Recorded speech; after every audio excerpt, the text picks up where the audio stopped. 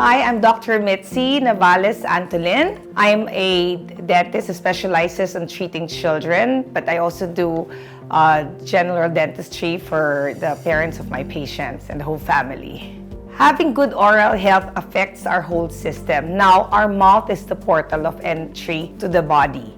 Now, if we don't take good care of our teeth, a lot of things in our system gets affected. The prevalence of dental cavities in the Philippines is actually very high. Now, 7 out of 10 patients have dental cavities. So that's why a lot of Filipinos are suffering from tooth decay and gum diseases.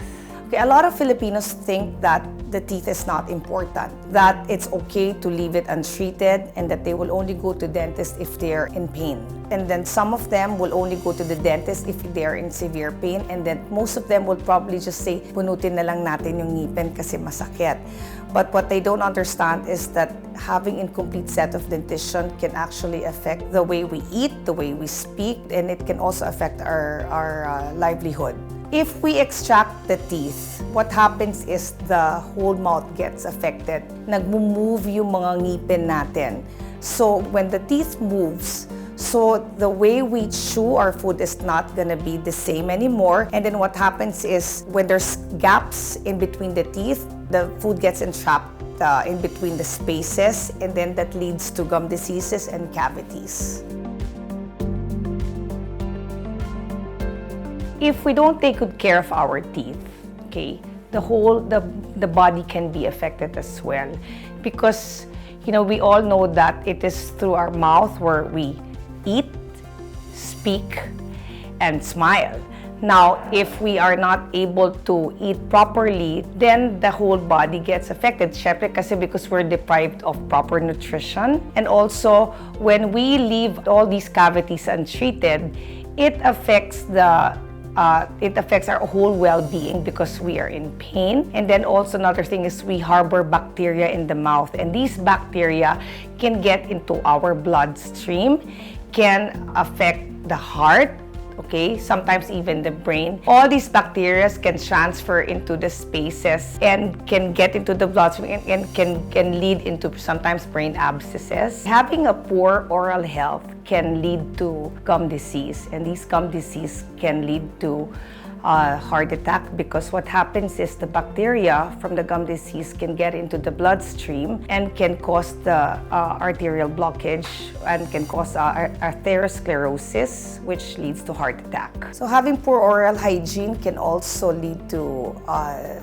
diabetes. Patients who are diabetic are more prone to gum diseases. It can also lead to pregnancy complications because gum diseases has been linked to preterm and the low birth weight. Most Filipinos would probably think that it's okay to leave baby teeth untreated because it will fall off anyway. So this is what I get from a lot of the parents, that baby teeth lang naman yan, matatanggal din naman natin yan, bakit kailangan ayusin?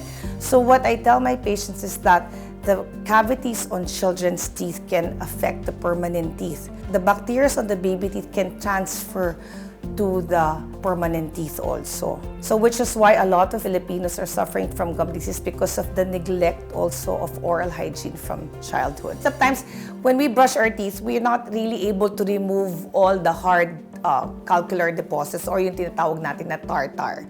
Okay? So that cannot be removed by our regular brushing. That's why you have to visit the dentist regularly, so that you can actually have them remove all this plaque, all these calcular deposits, and then the dentist can also check if you have cavities.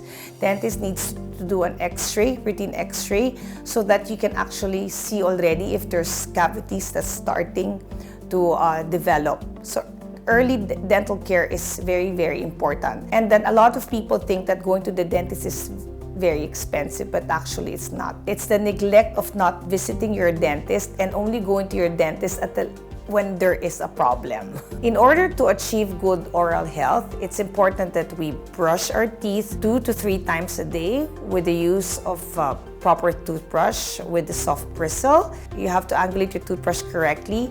Use fluoridated toothpaste. Floss in between your teeth. Use tongue scrapers, and use alcohol-free mouthwash once or twice a day. And visit your dentist at least twice a year. Makati Medical Center can attend to your dental needs. We have highly trained dental professionals that can attend to your oral needs. We can also do surgical procedures in the operating room, especially for patients with special needs.